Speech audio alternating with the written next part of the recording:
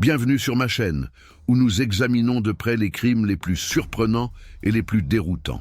Aujourd'hui, nous explorons la vie triste et compliquée de Richard Engelbert, un riche agent immobilier dont les secrets et la vie cachée ont abouti à son terrible meurtre. Vivant à Littleton, Colorado, Richard Engelbert avait 48 ans. Souvent vu en train de se promener dans son élégante BMW noire avec la plaque d'immatriculation Sexy Realtor, il était un agent immobilier bien connu dans la région qui montrait des maisons aux clients. Richard a épousé la directrice de l'école Wendy et a eu un beau-fils appelé Harrison. Diplômé en commerce de l'Université du Colorado, il a travaillé plus de 20 ans dans l'immobilier. Les gens de Littleton faisaient confiance à Richard car il semblait toujours fiable et amical. Richard possédait une grande maison à 2 étages avec une pelouse bien entretenue.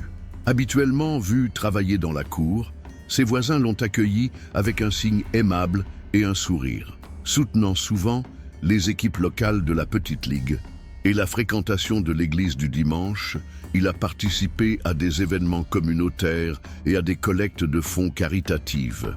Avec une magnifique maison, une entreprise florissante et une famille aimante, Richard semblait avoir l'existence idéale. Mais Richard menait une vie secrète. Il voyait sexuellement son beau-fils Harrison depuis 2 ans. Richard a gardé cette relation secrète pour tout le monde, craignant que cela ne nuise à son travail et à son image. En dehors de cela, il continuait à voir d'autres hommes pour des relations sexuelles en utilisant les maisons qu'il présentait comme sites de rendez-vous secrets. Pour Richard, ces 2 vies ont généré beaucoup d'anxiété et de conflits. Richard travaillait, négociait des transactions et voyait des clients dans les jours précédant son décès. Il arrivait souvent tard à la maison et passait plusieurs heures au bureau. Dans l'attente d'un week-end aux Bahamas avec sa femme Wendy, il essayait de se détendre et d'oublier temporairement ses problèmes. Richard avait également l'intention de retrouver de vieilles connaissances et de se détendre, loin de sa vie bien remplie, lors d'un repas du 4 juillet chez un ami. Les amis de Richard disaient qu'il était charmant et charismatique. Il pouvait faire en sorte que les gens se sentent importants et à l'aise. Richard avait une belle façade, mais son existence secrète le dérangeait énormément. Il avait honte de sa liaison avec Harrison et des mensonges qu'il utilisait pour la garder secrète. Il s'inquiétait également de l'apprentissage de Wendy, car il pensait que cela ruinerait leur mariage et sa réputation dans la société. Richard était sous pression dans ces derniers jours, essayant d'équilibrer son image publique avec ce conflit intérieur.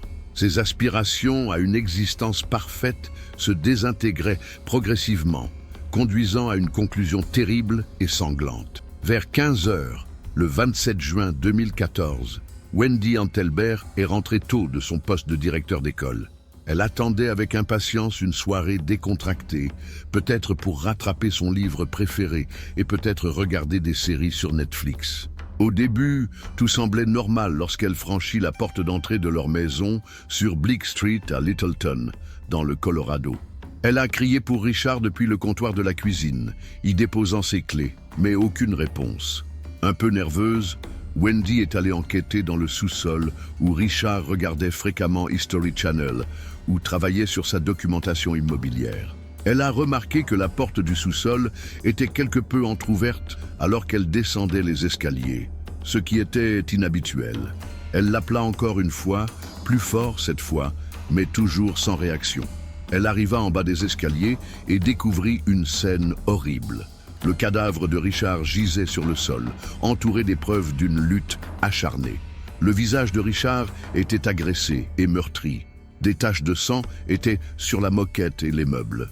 Visiblement utilisée pour l'étouffer à mort, une ceinture de luxe pour homme était solidement autour de son cou. Terrifiée, Wendy courut aux côtés de son mari, le secoua et tenta furieusement de le réveiller. Cependant, il était trop tard. Surpris et incrédule, Wendy a attrapé son téléphone portable et a composé le 911. Ses mains ont tremblé pendant qu'elle parlait à l'opératrice. Sa voix était brisée par l'émotion. « Mort est mon mari. Il a, je crois, été assassiné. » Elle sanglotait et luttait pour respirer. L'opératrice a essayé de la calmer et lui a dit de rester en ligne jusqu'à l'arrivée des flics. En entendant le bruit, Lubie Johnson Gantz, le voisin de Wendy, est venu enquêter. Elle tomba sur Wendy en train de pleurer furieusement sur le perron. Pendant que Wendy attendait la police, Lubie est resté avec elle pour essayer de la calmer. Les minutes semblaient des heures, alors que la tête de Wendy tournait avec des questions sur qui aurait pu faire cela et pourquoi. Lorsque les flics sont arrivés, ils ont rapidement verrouillé la zone et ont éloigné Wendy et Lubie du sous-sol. Wendy était choquée et n'était pas sûre de comprendre ce qui venait de se passer. Elle a insisté pour demander « Qui ferait ça à Richard ?» Son esprit était incapable de gérer l'horrible réalité de la mort de son mari, encore et encore. La découverte du corps de Richard a secoué le quartier endormi de Littleton. La nouvelle du meurtre se répandit rapidement, voisins et amis se rassemblant devant la maison Engelbert pour tenter de comprendre la catastrophe qui avait ébranlé leur communauté apparemment idéale.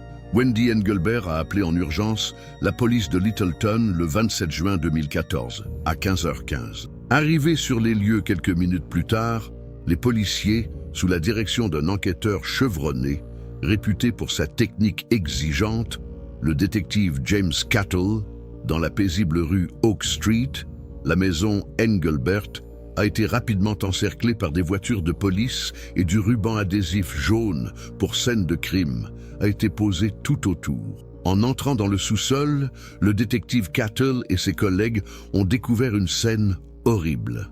Le corps de Richard Engelbert gisait sur le sol, sa ceinture de luxe pour homme bien attachée autour du cou. La moquette et les meubles adjacents présentaient des taches de sang suggérant une violente bataille. Avec une détermination inébranlable, le détective Cattle, un homme vif d'une quarantaine d'années avec des yeux perçants et une tête froide, a pris la situation en main. Les flics ont commencé leur enquête en rassemblant des preuves.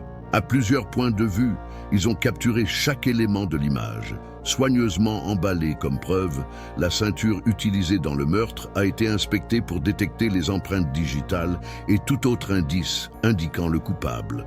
Le détective Cattle a déclaré que Richard s'était battu pour sa vie en se basant sur les meubles renversés et les preuves d'une lutte. Arrivés sur les lieux, les professionnels de la médecine légale ont utilisé du luminal pour identifier les traces de sang et ont collecté des échantillons pour des tests ADN. Pour les cheveux, les fibres et toute autre preuve possible, ils ont minutieusement apaisé l'espace. Même les policiers les plus aguerris ont été surpris par la violence du meurtre, mais ils sont restés concentrés sur la compilation de tous les faits disponibles. Le détective Cattle a parlé avec Wendy Engelbert, toujours sous le choc d'apprendre la mort de son mari. Elle raconta sa journée et le moment terrible où elle rencontra Richard. Même si elle a dit qu'elle n'avait aucune idée de qui avait pu faire cela, son histoire était émouvante et approfondie. Wendy était au travail au moment du meurtre. Son alibi a donc été rapidement confirmé. Les flics ont alors commencé à parcourir le quartier. Ils ont discuté avec des voisins, dont Lubie Johnson Gantz, qui s'était rendue chez Wendy pour l'aider. Sarah a déclaré qu'elle avait entendu Wendy crier et l'avait découverte sur les marches de l'entrée, l'air confuse et désorientée. D'autres voisins ont indiqué avoir vu Richard plus tôt dans la journée, mais rien ne semblait inhabituel. En quête de pistes potentielles, la police a également examiné les enregistrements téléphoniques et électroniques les plus récents de Richard. Richard avait fréquenté d'autres personnes pour des relations sexuelles illégales, selon plusieurs messages et appels douteux qu'ils ont trouvés. Cette révélation a donné une nouvelle direction à la recherche et a indiqué des raisons possibles liées à la vie secrète de Richard. Déterminée à identifier l'individu coupable de l'horrible meurtre de Richard Engelbert, la police a continué à travailler jusqu'à ce que le jour fasse place au soir. Une fois la zone dégagée, le détective Cattle et ses collègues ont examiné les documents rassemblés afin de se préparer pour la prochaine phase de leur enquête. Les habitants de Littleton regardaient nerveusement, aspirant à la justice et aux réponses pour Richard Engelbert. Le meurtre de Richard Engelbert impliquait initialement sa femme comme suspecte, Wendy Engelbert. Wendy, 47 ans, directrice respectée de l'école de Littleton, était intelligente et motivée par la nature. Ayant travaillé plus de 15 ans pour le système scolaire, elle était très active dans les événements communautaires. Ses collègues disaient qu'elle visait constamment la perfection, qu'elle faisait autorité et était engagée. Le 28 juin 2014, Wendy a été mise en examen à la suite du meurtre. En dirigeant l'interview, le détective James Cattell a cherché à faire correspondre son comportement et ses sentiments. Wendy a répondu froidement aux questions, même si elle semblait fatiguée et confuse. Elle a raconté sa journée de travail et la terrible découverte du corps de Richard en rentrant chez elle. Le calme de Wendy dément son attitude clairement en colère et confuse. Elle a insisté sur le fait qu'elle ne savait pas que Richard avait des relations sexuelles avec d'autres hommes et a exprimé son choc et son agacement face à cette affaire. La révélation de l'affaire a accru le suspense de l'interrogatoire alors que le détective Cattell approfondissait les émotions de Wendy face à la trahison de son mari. Le détective Cattell a interrogé Wendy sur sa relation avec Richard. Elle a dit qu'ils entretenaient une excellente relation, mais elle a également souligné qu'ils venaient de rencontrer quelques difficultés. Wendy a dit qu'elle ne savait pas que Richard avait une vie secrète. Elle a déclaré qu'elle avait récemment souffert d'une blessure au ski, ce qui avait rendu difficile la lecture du comportement des gens, et a supposé que ce serait la raison pour laquelle elle avait manqué toute preuve de l'existence secrète de Richard. Pour Wendy, son alibi était solide. Assistant aux réunions et se préparant pour la prochaine année universitaire, elle avait passé toute la journée à l'institution. Des images de sécurité et des collègues ont vérifié sa présence sur son lieu de travail au moment du meurtre. Pourtant, sa relation avec la victime la qualifiait de personne d'intérêt. Le détective Cattell a également examiné les motivations probables de Wendy. Pour elle, la réputation et la carrière étaient absolument vitales. La romance de Richard a mis les deux en péril. Wendy, cependant, a insisté sur son innocence tout au long de l'interrogatoire et a nié avec véhémence toute complicité dans le crime. Elle était obligeante et a fourni toutes les informations demandées, y compris l'accès au courrier électronique et au téléphone. En fouillant minutieusement la maison Engelbert, la police a recherché toute preuve liant Wendy au crime. Ils sont revenus les mains vides, soutenant ainsi son alibi et ses propos. Néanmoins, les détectives sont restés prudents, car les émotions peuvent inciter même les personnes les plus logiques à se comporter de manière désespérée. Après plusieurs heures d'interrogatoire, Wendy a été relâchée, mais elle est restée en observation tout au long de l'enquête. Pendant qu'ils enquêtaient sur d'autres pistes, les flics la surveillaient de près, suivant ses activités et ses contacts. Le meurtre de Richard Engelbert s'avérait être une affaire difficile, dans laquelle des couches de motivation et de secret se dissolvaient progressivement. Le beau-fils de Richard, Harrison Engelbert, âgé de 21 ans, est devenu le prochain suspect. Harrison était un barman à temps partiel et un étudiant difficile orienté vers le passé.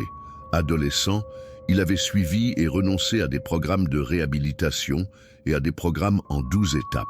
Harrison a été poussé à changer sa vie malgré ses obstacles et étudiait pour obtenir un diplôme en psychologie dans un collège communautaire voisin. Harrison a été interpellé le 28 juin 2014.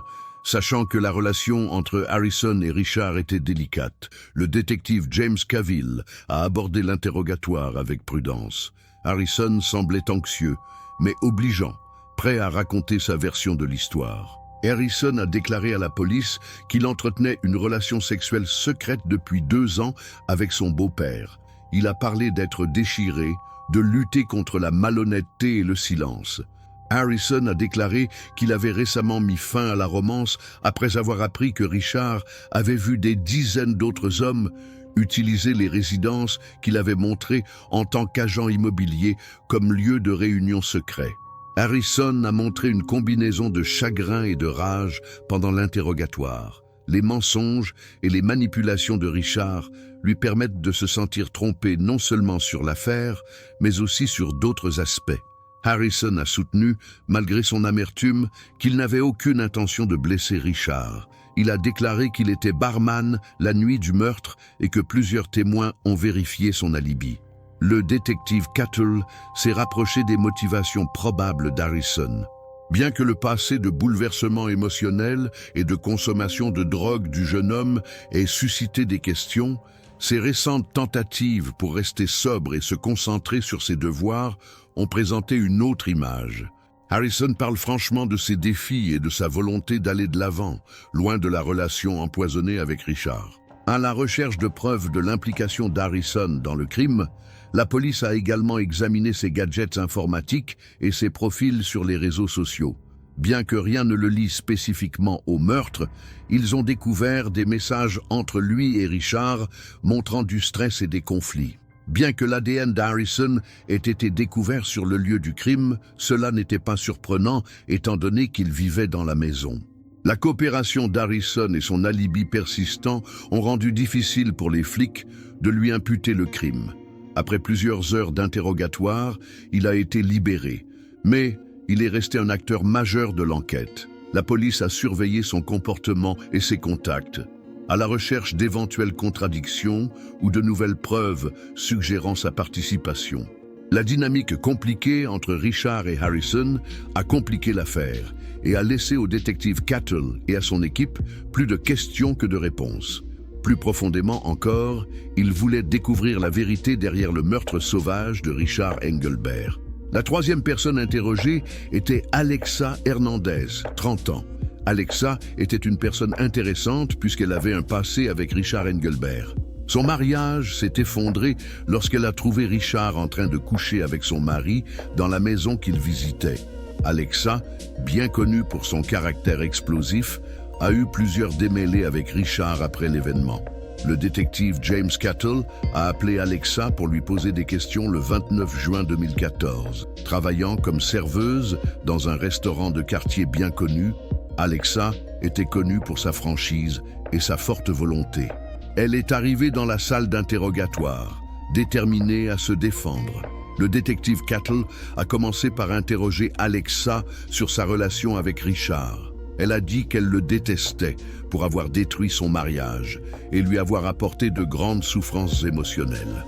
Alexa a déclaré que le pire jour de sa vie était celui où elle avait retrouvé son mari et Richard ensemble. Richard l'avait toujours repoussée lorsqu'elle l'avait confronté à plusieurs reprises par la suite, exigeant des excuses et des explications. Alexa a répondu qu'elle travaillait en double dans un restaurant appelé Denny's, lorsqu'on lui a demandé où elle se trouvait le jour du meurtre. Elle a donné les noms de ses collègues pouvant confirmer son alibi. Le détective Cattle a confirmé qu'Alexa était au travail toute la journée lorsqu'il a appelé le restaurant et parlé avec le manager d'Alexa. De nombreux collègues ont également confirmé l'avoir vue pendant ses quarts de travail. Le détective Cattle a examiné les intentions possibles d'Alexa, même avec son solide alibi. Elle ressentait clairement un grand ressentiment envers Richard, mais elle affirmait qu'elle avait tourné la page et qu'elle se concentrait sur la reconstruction de sa vie. Alexa a déclaré qu'elle s'était inscrite à des cours du soir dans un collège communautaire voisin, souhaitant travailler comme assistante sociale avec d'autres personnes ayant traversé des défis similaires. En fouillant la maison et la voiture d'Alexa, la police a recherché toute preuve la reliant au crime. Ils n'ont rien découvert d'étrange ou d'accablant. Les enregistrements téléphoniques et les activités d'Alexa sur les réseaux sociaux n'ont révélé aucune interaction avec Richard au cours des semaines précédant le meurtre. Alexa semblait calme et sereine pendant l'interrogatoire. Même si elle méprisait clairement Richard, elle n'a montré aucune preuve de malhonnêteté ou de culpabilité et a répondu directement à toutes les questions. Le détective Cattle appréciait son honnêteté et sa coopération, mais comprenait qu'il devait garder toutes les options ouvertes. Alexa a été laissée passer de nombreuses heures d'interrogatoire. Connaissant ses antécédents avec Richard faisant d'elle une suspecte possible, la police la surveillait. Son alibi et le manque de preuves compliquent cependant le lien direct avec le crime. Chaque entretien ajoutait à la complexité des recherches sur le meurtre de Richard Engelbert. Même si le labyrinthe de secrets et de mensonges entourant la vie de Richard rendait leur travail plus difficile, le détective Cattle et son équipe étaient déterminés à découvrir la vérité. Ils persistèrent, cherchant la preuve qui permettrait enfin d'identifier le tueur. La sonde a radicalement changé le 3 juillet 2014. Littleton, dans le Colorado, traversait une journée d'été torride avec des sommets dans les années 80 supérieurs. L'inspecteur James Cattle a reçu un appel du laboratoire médico-légal vers 10 heures du matin. En examinant les objets du lieu du crime, ils avaient découvert de nouvelles preuves vitales. Parmi les possessions de Richard Engelbert se trouvait une petite caméra cachée, censée servir de détecteur de fumée, installée dans le sous-sol. Le détective Cattle et ses collègues ont immédiatement saisi la vidéo. Au cours des semaines précédentes, la caméra avait filmé les événements qui se déroulaient dans le sous-sol, y compris les réunions et contacts secrets de Richard. En visionnant la vidéo, ils sont tombés sur un extrait du jour du meurtre. La vidéo a capturé la furieuse dispute de Richard avec son beau-fils Harrison Engelbert. La dispute se transforme rapidement en bagarre physique. Harrison a étouffé Richard dans un accès de colère dans la vidéo en attrapant la ceinture de luxe sur une chaise à proximité. Incontestablement, la vidéo montrait la participation d'Harrison au meurtre. Cela a capté tout l'événement. L'équipe a été stupéfaite par la violence et l'intention évidente derrière cet acte. Un comportement colérique et trahi. Le détective Cattle a contacté Harrison et l'a invité à venir poser d'autres questions en utilisant ces nouvelles informations. Ignorant la preuve vidéo contre lui, Harrison s'est présenté au poste. Cattle lui a montré la vidéo pendant l'interrogatoire. La façon dont Harrison se comportait a immédiatement changé. Sa première tranquillité s'est transformée en désespoir et en panique. Harrison s'est effondré et a admis qu'il avait été attrapé. Il dit se sentir emprisonné dans la relation avec Richard, sous le contrôle de sa mère Wendy et de son beau-père. La malhonnêteté constante et l'adultère de Richard l'avaient poussé à son point de rupture. Harrison a déclaré qu'il avait tué Richard pour se libérer des circonstances étouffantes lors d'un accès de colère débridé. Le détective Cattle s'est assuré que chaque élément des aveux d'Harrison était capturé par une documentation méticuleuse. Avec les aveux, les nouvelles données ont clairement établi la culpabilité d'Harrison. La police a désormais bien compris les événements qui ont précédé le meurtre de Richard Engelbert, ainsi que le réseau alambiqué de mensonges et de secrets entourant l'affaire. Juste avant le déjeuner du 4 juillet 2014, la police de Littleton a agi de manière décisive. Le détective James Cattle et son équipe étaient prêts à arrêter Harrison Engelbert pour le meurtre de Richard Engelbert avec ses aveux et les preuves vidéo incriminantes. Vivant une vie de bouleversement et d'incertitude, Harrison, 21 ans, étudiant et barman à temps partiel, avait été confronté au grand fardeau émotionnel de sa liaison avec les manipulations de sa mère et à son histoire malheureuse qui l'avait poussé à un point de rupture, même s'il essayait de les surmonter. Accablé par des émotions de tromperie et de trahison, Harrison avait tué Richard dans un éclair de colère, a découvert la police. Le détective Cattle et quelques autres flics se sont présentés à la résidence d'Harrison le jour de l'arrestation. Lorsqu'ils frappèrent à la porte, Harrison répondit, pâle et épuisé. Lisant ses droits alors qu'il était menotté, Harrison n'a montré aucune émotion lorsqu'il a été conduit à la voiture de police et semblait accepter son sort. Même si la zone était paisible, peu d'observateurs curieux ont vu le scénario se dérouler. Harrison a été officiellement accusé du meurtre de Richard Engelbert au commissariat. Le détective Cattle a procédé à un dernier interrogatoire pour enregistrer chaque élément des aveux d'Harrison. Harrison a souligné une fois de plus son sentiment d'être emprisonné et contrôlé par Richard et sous la pression de sa mère Wendy. Il a détaillé les incidents précédant le meurtre, y compris le désaccord colérique qui s'est transformé en une attaque meurtrière. L'épouse de Richard, Wendy Engelbert, mère d'Harrison, a également été interrogée. Selon l'enquête, Wendy avait poussé Harrison à poursuivre l'affaire, même en le sachant depuis des mois. Ses chances dans la prochaine course au poste de directeur de l'école seraient détruites par le comportement sexuel imprudent de Richard, s'inquiétait-elle. Wendy, cependant, n'a joué aucun rôle direct dans le meurtre. Bien que ses mensonges et ses manipulations aient compliqué l'affaire, elle n'a été accusée d'aucun crime. Ces révélations ont surpris les proches de Richard. Ignorant la double vie de Richard, il le considérait comme un mari et un père aimant. L'emprisonnement d'Harrison a généré toute une série de sentiments, notamment le chagrin dû à la mort de Richard, le ressentiment face à la trahison et une triste fatalité compte tenu de la situation. La nouvelle a stupéfié la communauté de Littleton. Le meurtre avait ébranlé la communauté jusque dans ses fondements, en révélant une société secrète de mensonges et de secrets. La famille Engelbert et toute la ville ont eu du mal à comprendre les événements surprenants qui s'étaient produits alors qu'Harrison attendait son procès.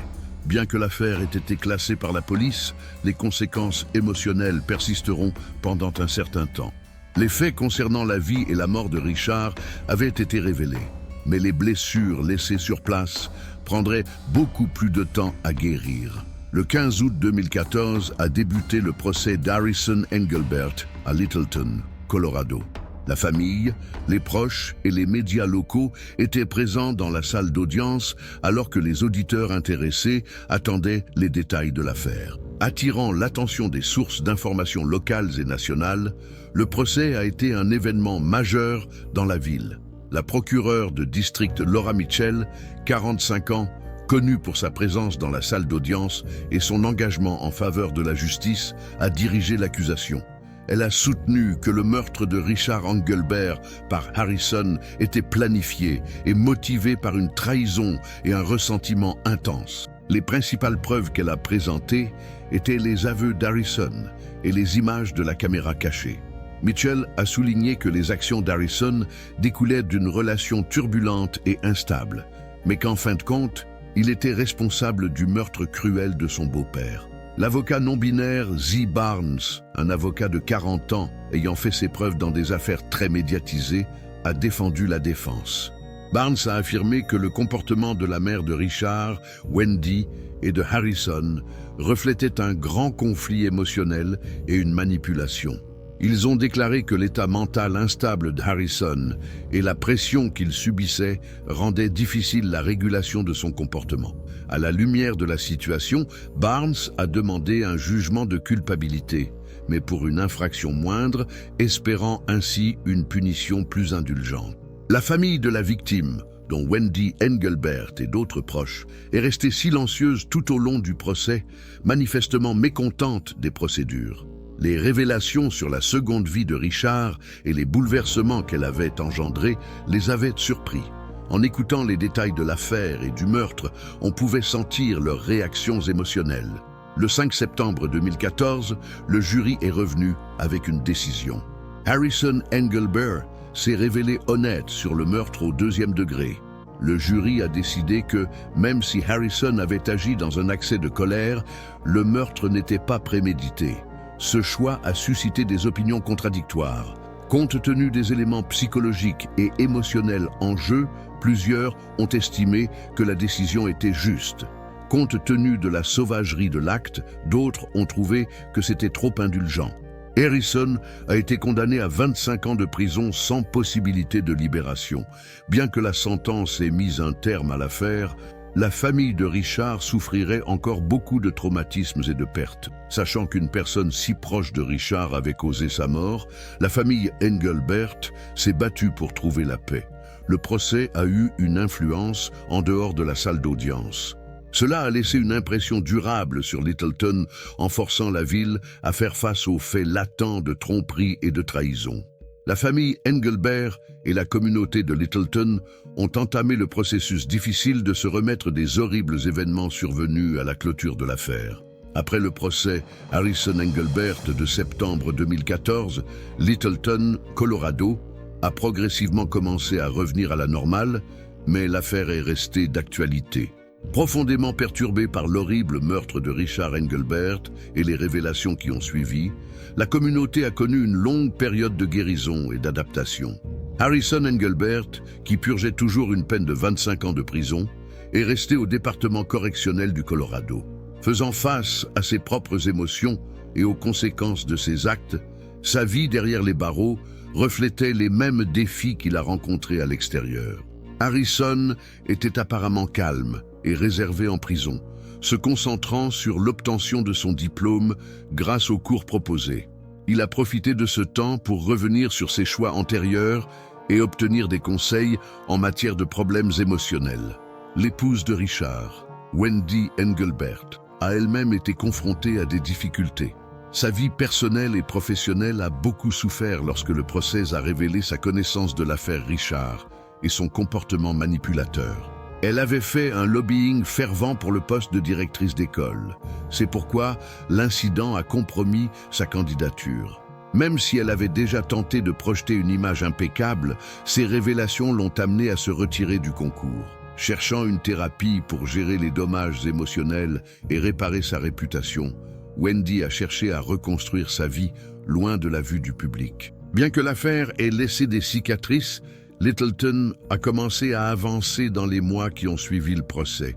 Pour honorer la mémoire de Richard Engelbert et aider les personnes touchées par la tragédie, la communauté a organisé des monuments commémoratifs et des événements de soutien. La tragédie de la famille Engelbert a été un sombre rappel des batailles secrètes qui se cachaient derrière des portes closes. L'affaire est restée un chapitre émouvant de l'histoire de Littleton, un rappel de la grande influence de la violence et de la trahison sur les personnes et les communautés, même après que la vie ait repris son rythme normal. Le meurtre de Richard Engelbert nous rappelle la complexité et les secrets qui pourraient se cacher sous la surface d'une vie apparemment idéale. C'est une histoire de manipulation, de malhonnêteté et des conséquences terribles du fait de mener deux vies. Restez à l'écoute pour des études détaillées supplémentaires sur les infractions les plus déroutantes.